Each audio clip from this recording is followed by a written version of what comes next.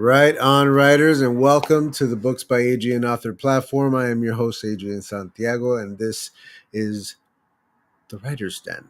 I almost forgot my own show's name for a second there. It's still new. The Writer's Den, where we interview other authors and talk about their careers and their writing and their books. And I'm very, very excited for today's guest. J.M. Celi is going to be with us, and we're going to be talking about the release, of his new novel, The UNLIFE of Lisa Cooper. It's a vampire goodie. So I'm very, very excited to talk to him. It's going to be great. For those of you in the chat, as you speak amongst yourselves, also, of course, know that we are here to talk to you. Please, if you have questions for either of us, just hit it with a Q and a colon, a big Q and a colon, and throw that Q and a colon into the chat. Q colon jokes. Now, let's get started.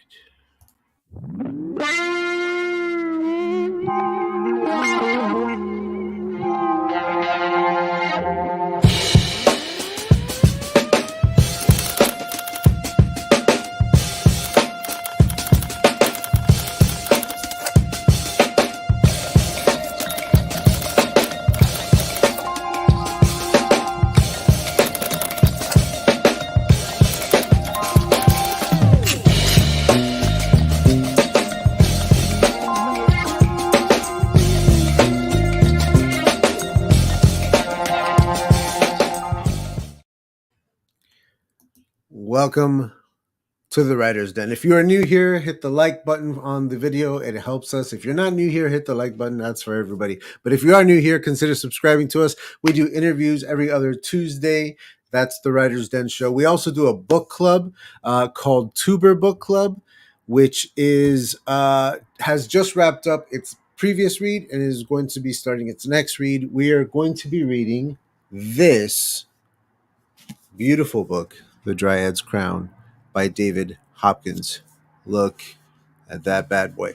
It's even got illustrations inside as well. It's a beautiful, beautiful book, and I will struggle with the bookshelf later. That's going to be coming back November 14th. That's a Tuesday, November 14th, to talk about the first half of the book, and we're going to be covering the second half of the book on the 28th. Whatever, 14th, yeah, 28th.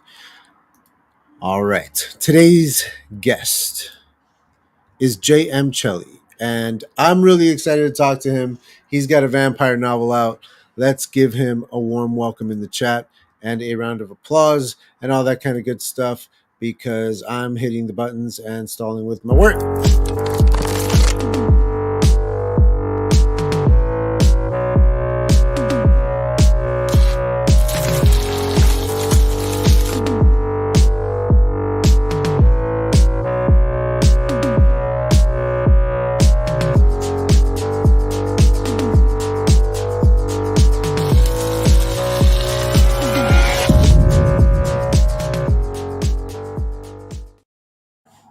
Hello and welcome, good sir. Please take a moment to introduce yourself to the masses, who you are, where you're from, and what you're currently working on.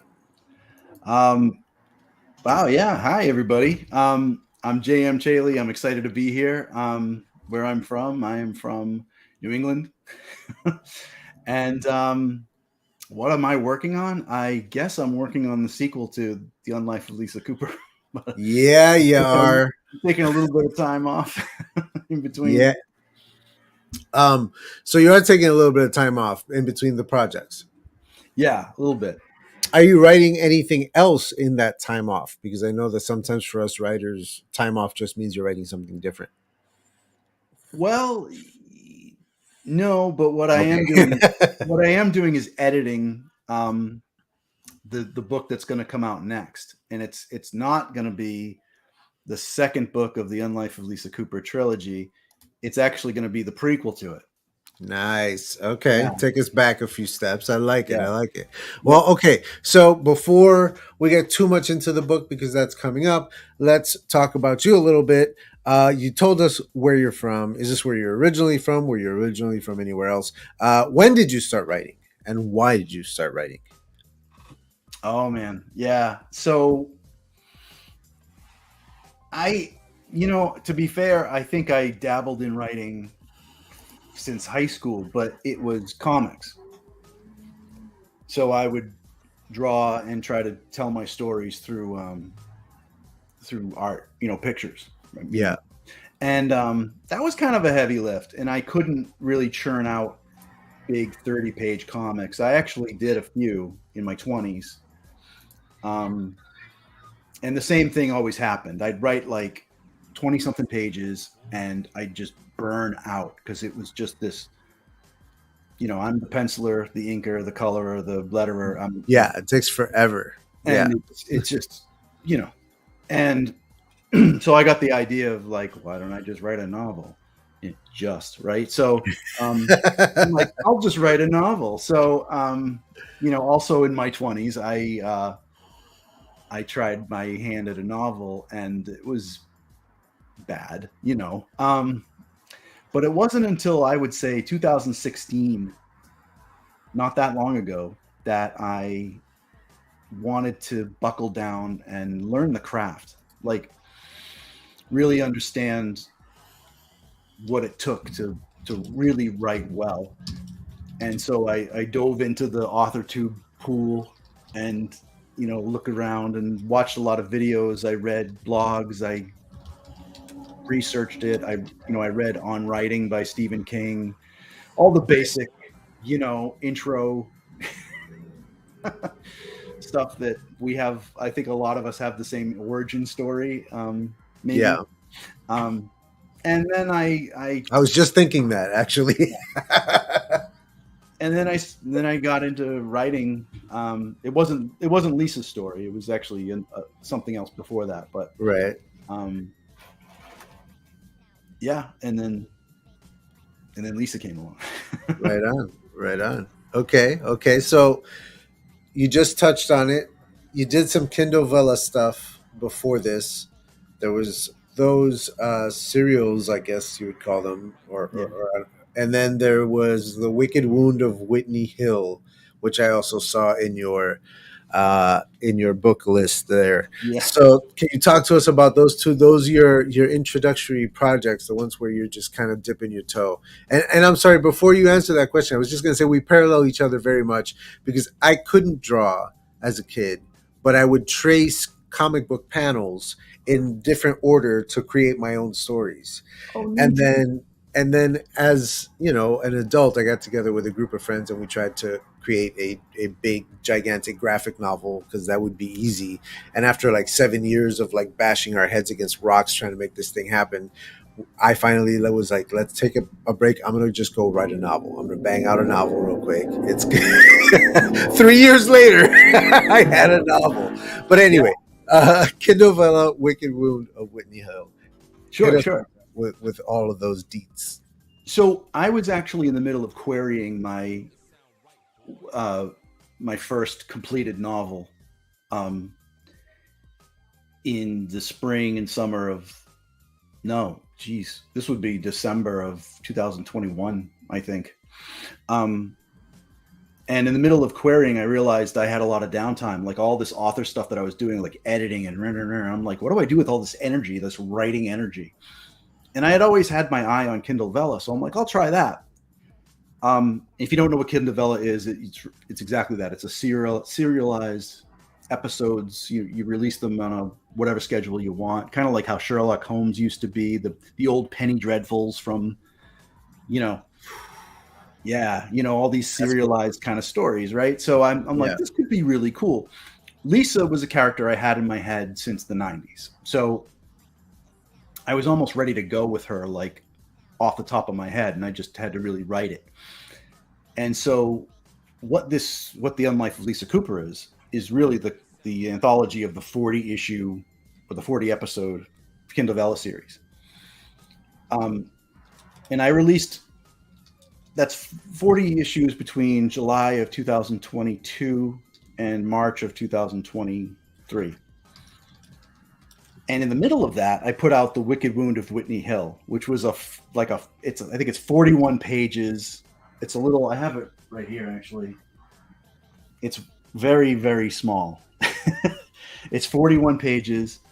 And what this is a tiny little short story that takes place in the middle of the unlife of Lisa Cooper, because she's working with this group of spell-casting women.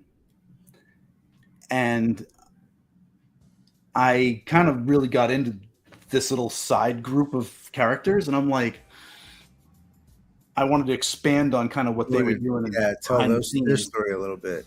Yeah. So you can read this alone. It won't affect anything. It'll make sense. You can read The Unlife of Lisa Cooper without this. You don't need it. But if you do If combine you them, like one, you might like the other. Yeah. it just goes a little deeper into that one story arc in the wound of or the Whitney Hill Woods. Yeah. In Watertown, Massachusetts. It's pretty cool, man. It's pretty cool. This sort of like expansive, Elseworld, not Elseworld, but expanding the world kind of thing. I do a similar thing. I detached my prologue from my novel because my prologue was too long and I couldn't shorten it. I didn't know what to cut. I just really didn't. Nobody knew what to tell me to cut. It was just too long, so I was like, fine, it's a short story. So I detached it, and I used it as a reader magnet for the novel, and then that led to, now before I do the second novel, I'll be doing a collection of short stories. I'm using NaNoWriMo next month to write 5 stories, about 10K each, 50,000 words, 5 stories, and then publish those early next year in a little collection. And it's all just going to be side characters or history, lore, just like kind of just build the world up a little bit around it. Sounds like fun. I saw that Shannon was like, I said the same thing, so naive. Yeah, we all just thought the same thing. It's like, you got to start somewhere. Yeah. All right. So tell us about the Unlife of Lisa Cooper itself. What's the elevator pitch, the blurb? Give us the big sales pitch for the Unlife of Lisa Cooper. What is this book about? Yeah. So basically, Lisa she's a vampire. She's about 160 or so years old. She doesn't look a day over 20. Yeah. She's basically staved off her curse to maintain the remnants of the woman that she was in life.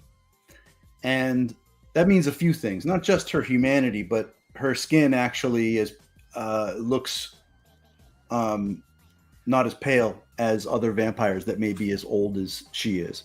So she's like Blade. She's almost like an in-betweener. There's something special about her. She's a little different than the others. Yeah, you could say that, but it's really her willpower, her choices that she made. She's fully a vampire. It's just that she's chosen not to let herself fall down that dark spiral. But as a result of that, she has denied herself the amount of power due to a vampire as old as she is. So among her peers, she's not as strong and she's not as fast, and she doesn't have all the bells and whistles that these other... Which puts her at a disadvantage, makes her the underdog. It does. And when, the inciting incident happens and all these problems start boiling up around her, her issue is that she realizes that she may not have the power to protect the people that she loves. So it's really a balance of humanity versus power, and what does she do about it? And it's an ongoing series. It's going to have... How many books do you have planned? I have at least 3. It's going to at least be a trilogy. It may go further. I don't know, but it's definitely going to be 3. That's cool. So do you already have them plotted out? Are you winging it from one to the next? Yep. I have all 3 plotted out. I have very vague outlines for the 3 of mine. I like in here, I know where everything is going, but I leave a lot of room for discovery in the writing. So yeah, the second one I have very fleshed out, and I'm about 20,000 words deep into my second book. And the third one, I have some rough outline ideas. I know vaguely the beginning, middle, and end, Well, I know what it's like to have a character stuck in your head for a few years. Yeah, I had a character that I kept plugging into different kinds of stories, trying to like find where she belonged because she was a really cool character, but I didn't have a story for her to tell yet. And then, like a puzzle piece, she fit perfectly into this novel and finally found her home. But I love that. uh, where did the idea for Lisa Cooper come from? It sounds like you had this idea for like this underdog vampire. Yeah, I created Lisa in the early 90s. So what, 30 years ago? Oh my god. Um Whoa, no so doubt. back then, and I think the game is still around. There used to be this tabletop role-playing game called Vampire the Masquerade. And it was a big deal when it first came out. Oh, You Shannon, made thank it made a sale, buddy. you. It was a big deal when it came out because really the only, not the only, but the biggest name in town for role-playing was Dungeons and Dragons. And back in the early 90s, you basically had to play some flavor of Tolkien dude, right? Right. And along comes White Wolf Gaming, and they're like, "How about you play a vampire or a werewolf or a, you know, some kind of monster, right?" And I'm like, "Yeah."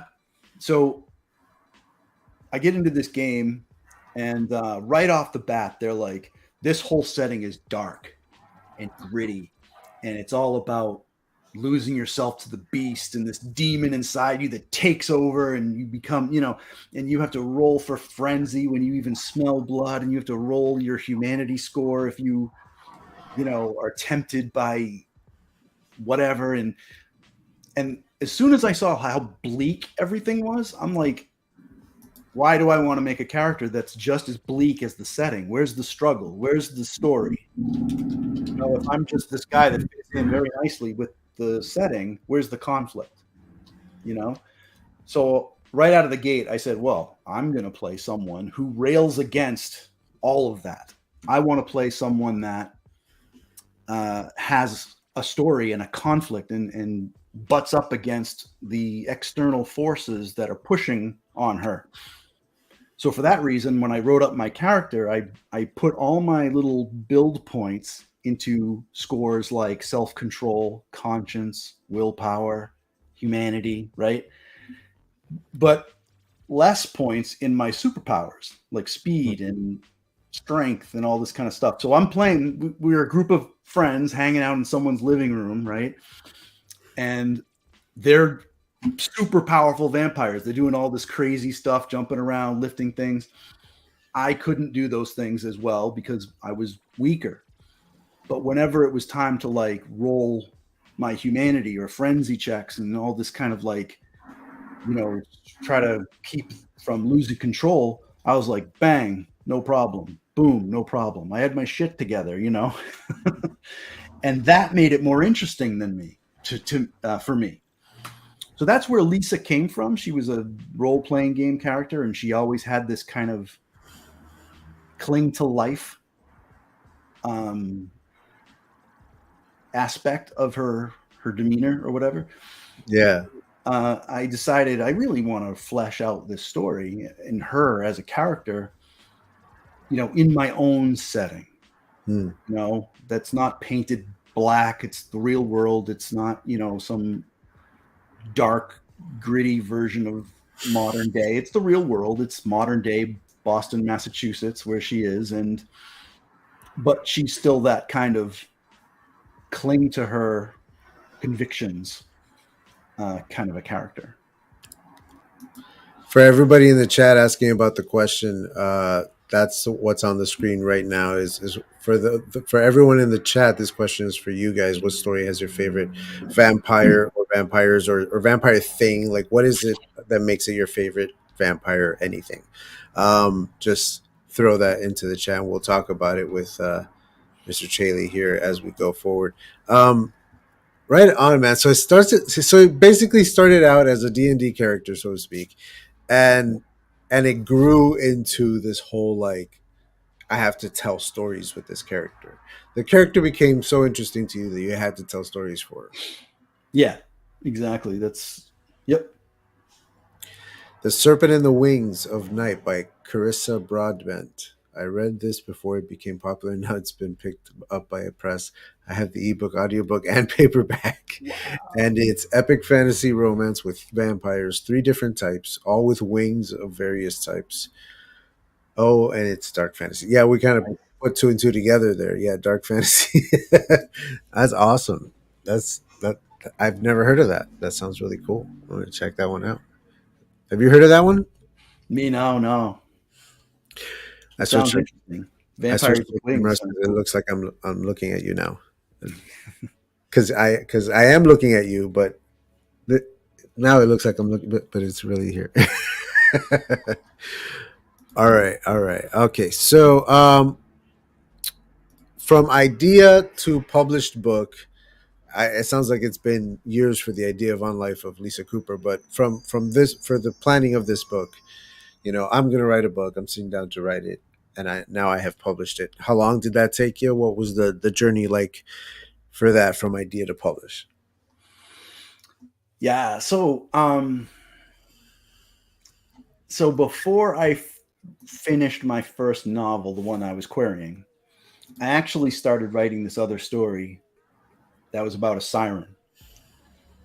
Um, you think Greek mythology siren, and there's this scene where she fights a harpy and kills the harpy, and then she realizes she needs to dispose of the body.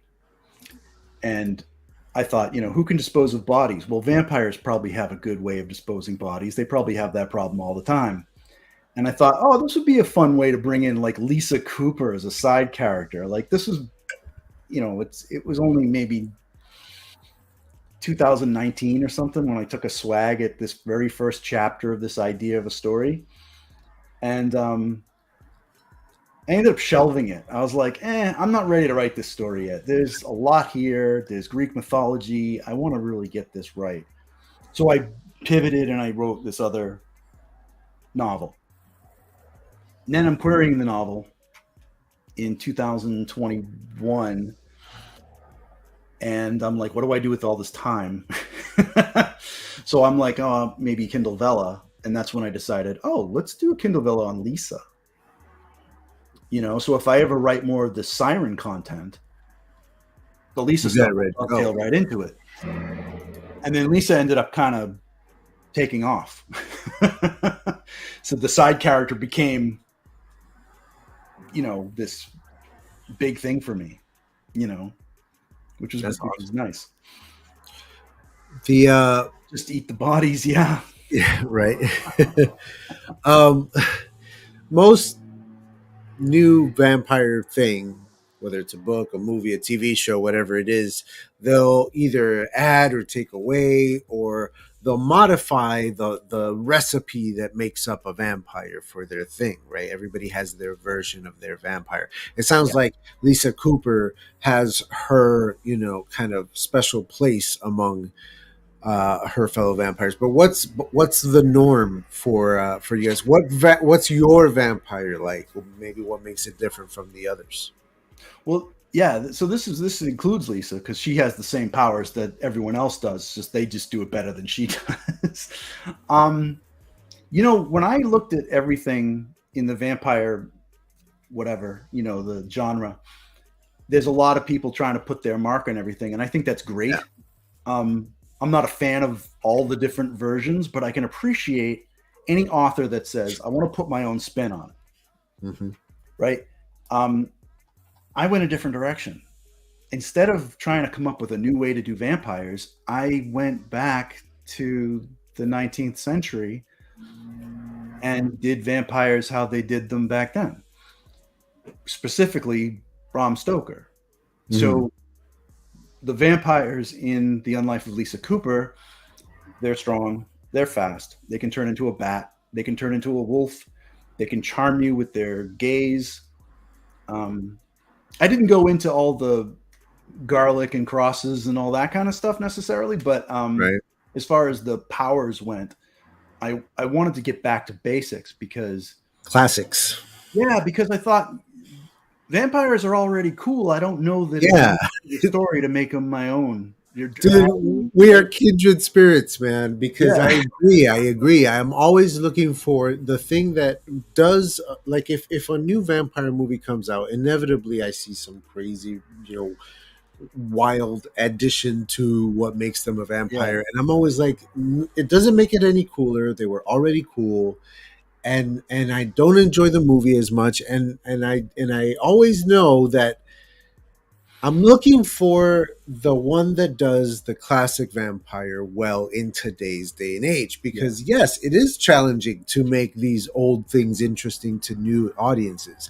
But if you can do that without changing it into some bubblegum thing, yeah, then that shows so much more. Like that's going to hook me in so much more. So I'm the same way. I'm going to have a singular vampire in my series. Somewhere in my books there will be one singular vampire. And cool. I'm like you, I go back to the classics and I'm like, just what they can do is already cool enough. I'm going with that stuff. Yeah. Right? Yeah, But then the spin on it, because everybody does put their spin on it, is I tie their origins into my world that I've created, so it all comes from the same place and works with the sci-fi and the fantasy and all that stuff. Like I make it work in the world building, but they're still like the vampire that you know and love and remember. yeah. That's awesome. Yeah, So vampires are always cool.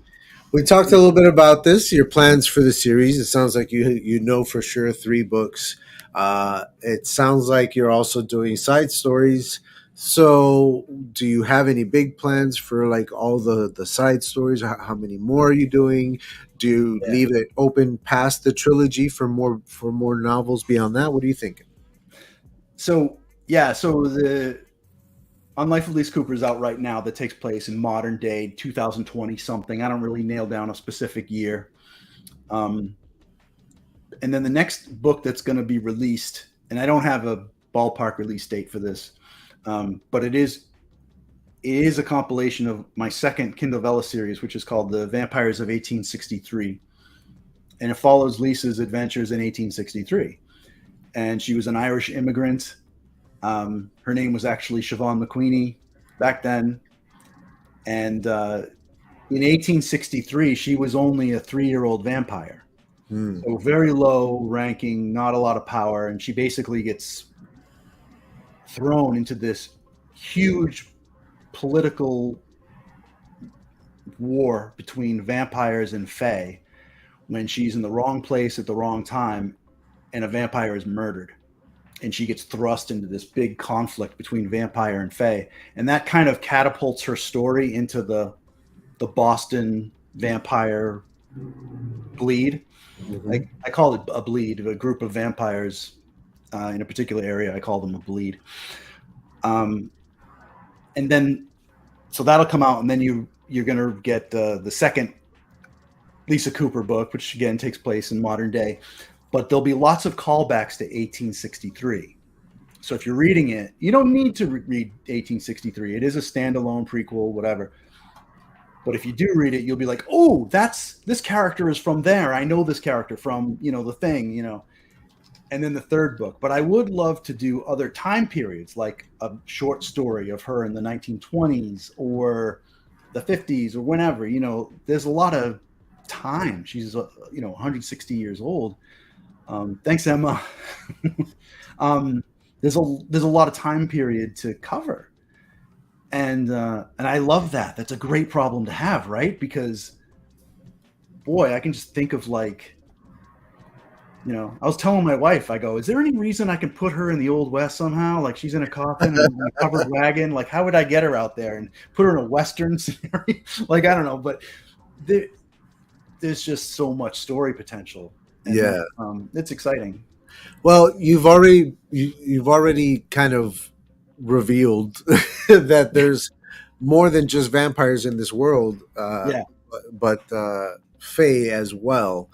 Is it a full-on fantasy like epic world? Is there more beyond that? Werewolves and more? Are we just talking about these two mythical creatures? And is how do they fit into this like bigger story? Is there I want to read your book, is what I'm saying. It sounds like Yeah, I want to read your book. It just came, tell me a little yeah. bit about that, like the world building is Yeah, so there's it's an urban fantasy, so I think that if you pick up a book, you have a certain expectation of an urban fantasy, whether it's the Dresden Files or um the Mercy Thompson books or the Iron Druid, or pick your flavor of the Hallow series by Kim Harrison.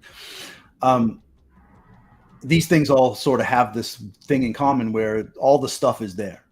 So I sort of wanted to deliver that, but I also didn't want to water down vampires because it's really just about the vampire. yeah. Fae are around, but there's they've kind of been ousted in the years that have transpired. So they're still around, but they don't have a large presence in Boston. There are werewolves around, but they don't get along well with vampires, and it's kind of like a kill on sight scenario. There's magic. In fact, Lisa deals with a coven of, I'm going to call them spellcasters because there's only one witch among them. They're all different types of magic users, different flavors of Okay. magic, and they combine their powers to create powerful effects. So yeah, there's lots of different preternatural, spooky things and weird things that are out there, but it's really, I want to just make the lion's share is really vampires for sure. That's cool. That's cool. I get it. I like it. I like it a lot. Um, I like to mix flavors a lot in my writing. I mean, it's my series is a sci-fi fantasy. The first book in that series is a murder mystery, but as it grows throughout the series, just so it's a big jambalaya. So Yeah, like I said, it's gonna have a little bit of everything, and I don't know. I feel like our newsletters would jive, is what I'm saying. yeah. I mean, like I think we have like potentially a lot of the same readers. You mentioned that you're currently writing the next book, or you're going to be starting that pretty soon. You already started it, you said. Yep. Um, what's the timetable looking at like that? Like, when do you expect the next book to be out? Are you going to be Oh, keeping it scheduled thereafter? Are you kind of winging it as far as releases? What's going on there? I I don't know you know. just put a book out. I don't want to put any pressure. Yeah, I don't know. Well, I mean, to be fair, I'm 20,000 words into the the sequel, and it's probably going to wind up being 90 something thousand when I'm done. Um, it might be less. I don't know. And then it goes into the usual process, right? Then critique partners, beta readers, edits forever. And then it goes off to proofreaders, editors, all that sort of thing. It's a whole thing. It's a whole thing. So it's, I'd love to say that it's coming out in 2024, but I don't know. Cool. But you'll have the 18 Vampires of 1863 in between to tide you over. Yeah, for sure. And I'm putting out my short stories next year too. I'm hoping to have them around the same time that I put out the first book, which is right here, by the way. Nice. Glossy. All right, so that's pretty cool. So within a year, you'll have the next thing out. That's cool. You hoping to keep that schedule going? Is that just, I don't know. I just know that planning that kind of stuff is something that we authors tend to think about far in advance. So I was Yeah. just, I'd like to. I'd also like to do more little side projects, like prequel stories and short stories and stuff. same. Right the end a lot of times, get some Yeah, some yeah, stories about. exactly. What did you learn between the Velas versus this, first novel? So the challenge that I had with Velas was that I was trying to keep on a schedule of releasing a new episode every week.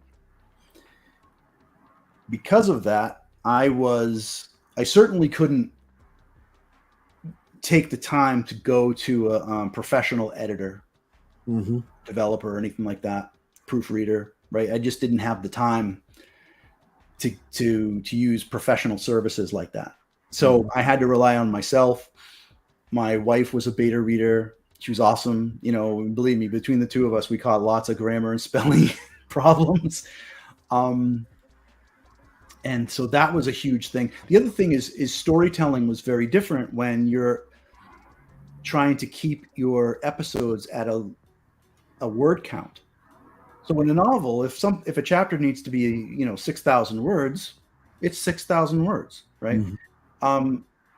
If it needs to be 1,000 words, it's 1,000 words. Whatever it needs to be, who cares, right? Your readers aren't going to care, right? But with Kindle Vella, I tried to keep every episode under 2,000 words because, one, there's a token cost for that, and two, readers expect small, bite-sized little episodes. And at 2,000 words, my episodes were long. A lot of these Vella episodes, they're like 700 words, 1,000 words or less. So 700 words. I can't imagine. Well, yeah, that's some flash fiction stuff. That's a real yeah. So Vella lets you do 5,000 words an episode, but I've never seen anything above 3 or 4,000 words. So I kept mine around 2, and I was on the high side. But I couldn't do it in less words. So with a novel, I decided to do the second book as a novel. I wasn't going to go back to Kindle Vella to do it because it needs to be what it is. I can't constrain myself to word counts or anything like that. And I didn't want to work on a schedule where I had to crank out new content all the time. If I'm writing a novel and I want to take a week off, I don't have to worry about having a buffer of episodes already written where I can still produce while I'm taking a vacation. Yeah. If I just want to take a vacation, I do. So nice. I loved Vella. It was neat. But it, the novel stuff of it is less stress and more flexible. For sure. What about your YouTube? Where did that come in? And is it helping you sell books? Is it, are you using it for different purposes? What's your YouTube channel all about? Yeah, my YouTube channel has morphed into different things over the year or so that I've had it. 2 years? Jeez. I forget, but time flies, man. I looked back. Really does. Oh my God. Doing this 3 years is crazy. I've picked up some readers on my YouTube channel for sure. It's funny. It's getting to be like I'm at like 300 something subscribers now. So every now and then I meet someone in social media who's like, "Hey, I saw your channel," and I'm like, "Really? How?" And then I'm like, "Oh yeah, dummy, you're on the internet." But it's just like I'm not used to being like out, and my channel started off as this. My idea was that I was going to talk about converting role-playing game content into stories, because my first novel was going to be medieval fantasy, so it jived really well with Dungeons and Dragons and stuff like that. And I did a bunch of videos on that and quickly ran out of material. I was like, okay, now what am I going to talk about? And then I started doing these things called weapon spotlights, where I talked about medieval weapons and showcased like different, and those were fun. But I realized I'm like, this is kind of pigeonholed. I don't know that I want to just talk about this one genre. So I made a change again, and now I really just talk about my own writing journey and what I'm doing, how I did it, what I learned. So that's kind of what it is these days, is my writing journey and passing on whatever I've learned through mistakes and victories Right on. to my audience. Very cool. Very cool.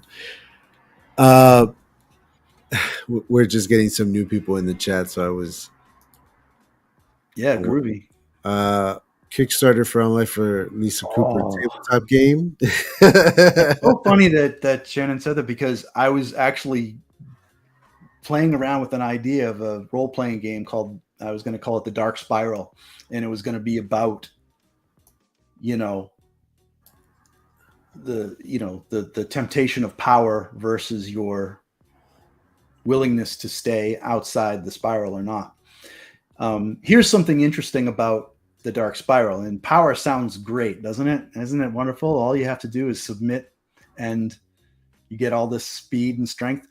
So in my setting, when a vampire starts falling down that dark spiral, um, hey, they become more dead. So a vampire who is starting to drift down that dark spiral, their skin gets more pale, more cold. They start taking on a deathly pallor, and if they let it go too long, their skin actually will begin to rot. And there are ancient vampires who are like walking corpses. They're very powerful, but they look like dead bodies. And that's one of the reasons why Lisa's like, no thanks. Yeah. I'd rather, have the color of life and have a little warmth to my skin. Don't need to be looking like a dead lady, Yeah. So that's another, it's not all about her just being a wonderful person. It's about like, I don't feel like having the flesh rot off my bones. You can keep your super strength. I'm okay. Yeah. Yeah. That's it's a nice little twist on that. That's one of those nice little stamps that you're putting on it, because like in other vampire lore, you'd run into the ones that are like the more monstrous they look, the ones that have like the more pronounced ears and sharper teeth and all that stuff. They're the older ones, and they're very, very powerful, but they look almost sickly even. And Yeah. but you're leaning onto the whole like undead part of it, and instead of like the monster part, you go towards the undead part. And so the more powerful they are, the deader they look. So Yeah, almost zombie like more like a skin like rotting and stuff like. exactly. Yeah, that sounds horrible and disgusting, and I can't wait to read your books. This is we had a question here for you. You had merch at one point for your book. Do you still have that? I do. You have a merch store. I don't know what the URL is off the top of my head, but it's linked on my jmchaley.com page. I saw it on your link tree. If you follow JM Chelly on Instagram, it's on his link tree. Yep. Oh, thanks. I just put this thing together and put it up the other day, and it forced me to push the desk back more, and that messed with my camera placement, and then I had to like rearrange everything, and now I feel weird. So thank you. But I don't know. I'm gonna have to play with it and try to make it a little better, because I don't know. I don't like this angle. We'll work with it. What? Okay, I already did that one. Where am I? So we're winding down towards the end of the oh, hold on. Looks like we have some new. Oh, here we go. I've never read your book, but I don't get a sense that it's a romance. I recently read some readers complaining that when they read a vampire book with no sex, they get mad. Does your book have romance and or spicy scenes? So there is a romantic arc to it. There's no Okay, spicy good. scenes, No but spicy. there's no spicy scenes. But there is a romantic arc. There'll be more romance in book 2 than there was in book 1. If that answers your question. Lisa goes on a date. That counts. Lisa goes on a date. Yeah. Aw. It's cute. There are some cozy moments. Right on. There is a romantic arc. There's a couple of cozy moments. I mean, it's an action it's an action adventure Yeah, story. she's It's not there to a kick some ass. She's yeah. yeah. She's It's got not a better. sorry. No, go It's not ahead. a horror. Yeah. Um, but it's a dog. You know, you always like a nice dog in a story.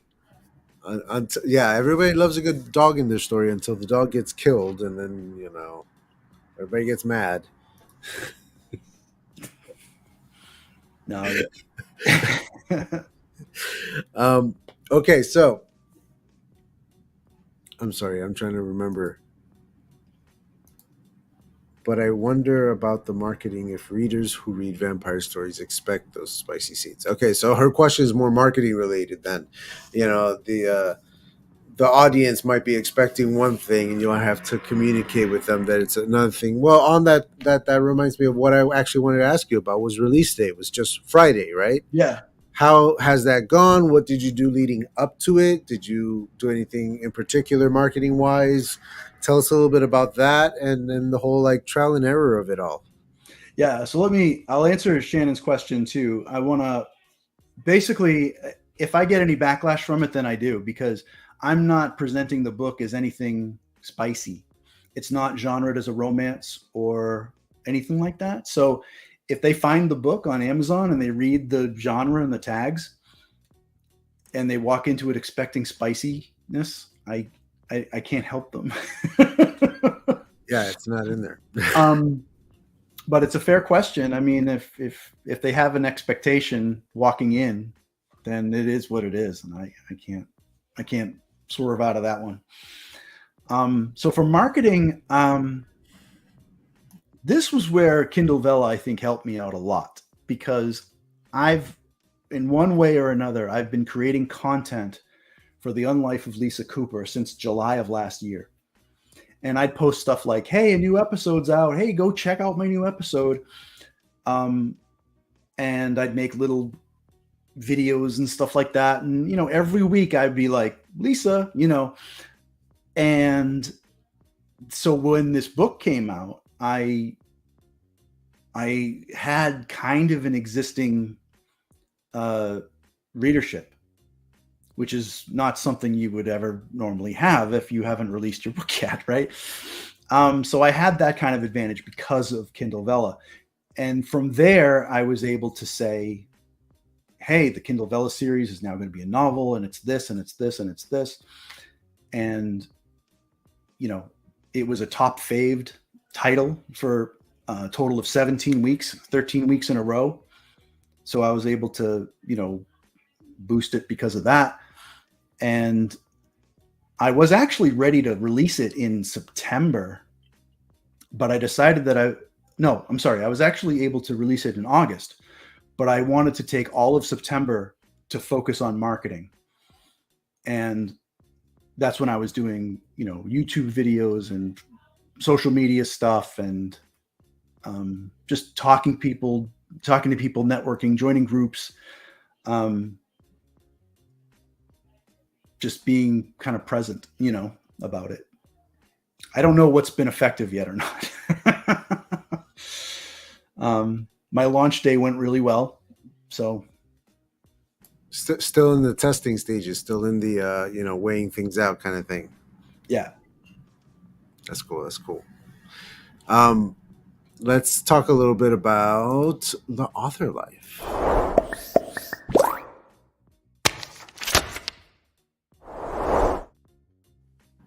So, do you have?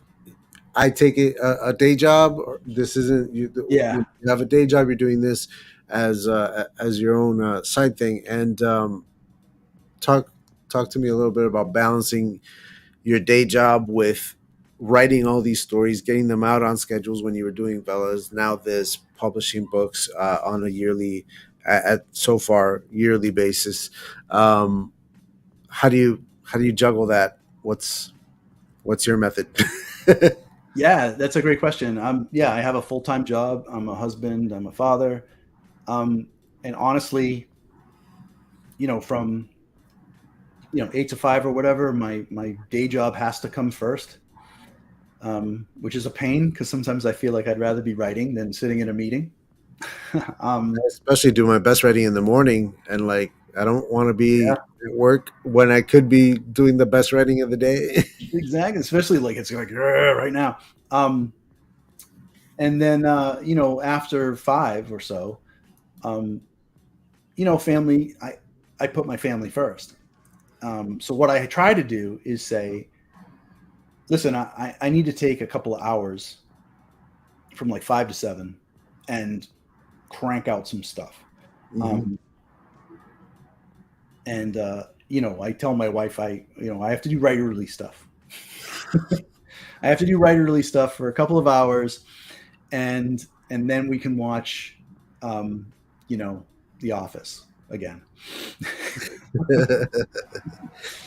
um, then it's family time. It's sitting, go out to eat, do all the stuff with the family. But yeah, I try to balance it, and you just have to prioritize stuff because Yeah, you know I tend to get up like an hour early in the morning, bang out a good hour worth of stuff while everybody's asleep, and then at night after I put everybody to bed, then stay up for an extra hour, do a little more writing, then go to bed. It's just like put it in where you can fit it in, man. yeah, yeah, But not sacrifice the time with the family. exactly, It's so exactly. important. And my wife's been so supportive. She's been amazing. It's good. She's my alpha reader. She's my beta reader. I mean, she's read the same thing over and over again. Like before I make my edits, I'm like, okay, read it now. Is this Hmm. is this better? Does this sound right to you? Um, she's been just incredibly supportive and awesome, and it just makes it so much easier. When you have a partner that gets it while you're trying to juggle all this stuff. Um, so that makes it a lot easier.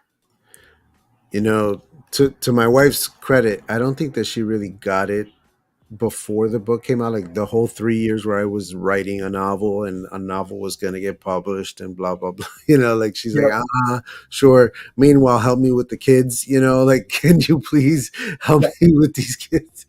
So like I after publishing it, I definitely saw a realization like, oh, okay, this is legit. He's actually doing it. Okay, Yeah. then I'm very supportive.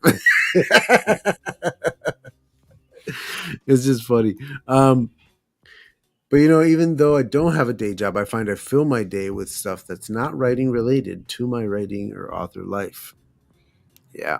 Yeah. There's always something else to do, right? I also have my neurodivergent kiddo, same, which cuts some of my days short better than most days, as it used to be a year ago when he had therapy every day. And that was 3 to 3.5 hours every time. And Yeah. juggling like writing stories with all that. Yeah, no, I get it. Oh It's yeah. wild. It's hard. It's hard.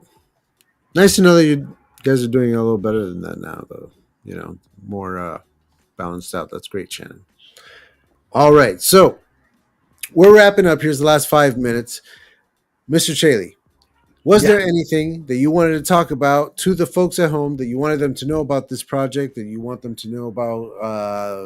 I don't know where they can get it, anything like that. Just go ahead and fill them with information about how to get this book and why. All Yeah. right. Yeah. Well, first of all, it's available everywhere. So, of course, it's on Amazon in ebook, paperback, hardback. But if you want to get it elsewhere, like if you want to support your local bookstore, if you go to a smaller shop, all these books have ISBN numbers. So I'm going through Ingram Spark, so they print on demand. So you can go in and order the book, and Ingram Spark will print it and ship it to your house.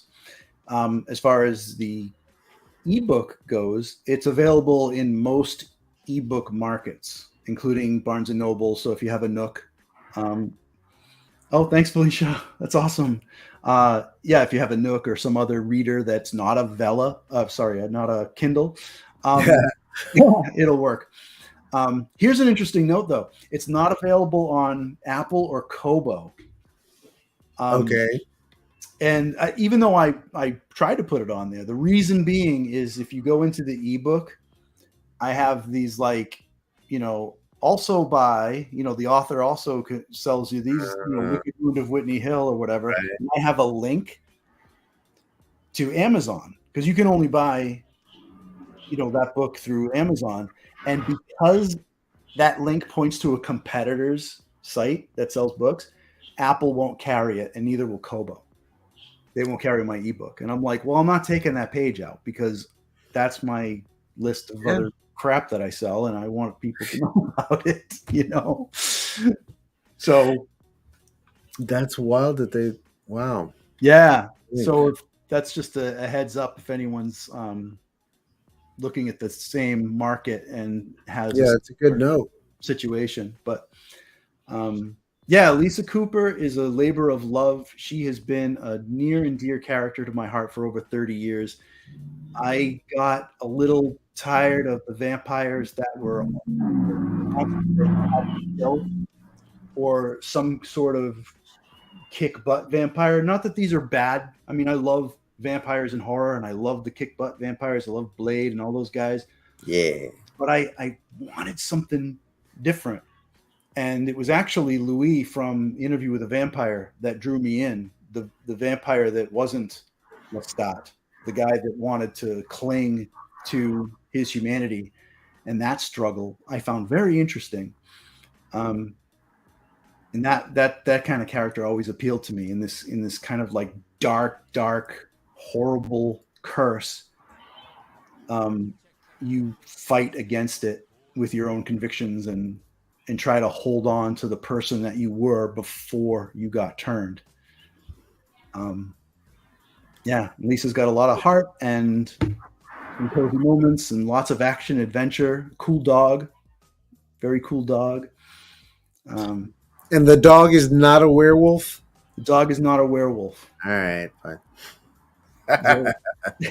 I hope that's a positive, right? Shannon was asking for a little clarification. What link were you trying to include that they don't accept? You were explaining that it didn't publish on Kobo and Apple because the link was to Amazon. Amazon. And Amazon, is considered their competition. So, excuse me. So that's what that was. In other words, by singling out one bookseller, you might alienate others, and so be wary of that.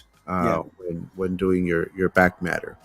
Have you thought about trying books to read? I was just going to say that. Thank you, Shannon. That's how I publish mine as well. It's free to use, and you can have one link to all of your book links on retailer platforms.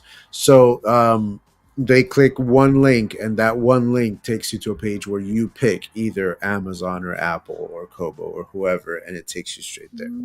I'd not heard of them. Yeah, go check them out. I got it attached because I published through Draft to Digital, and Draft to Digital partners with them, so it just does it automatically for me.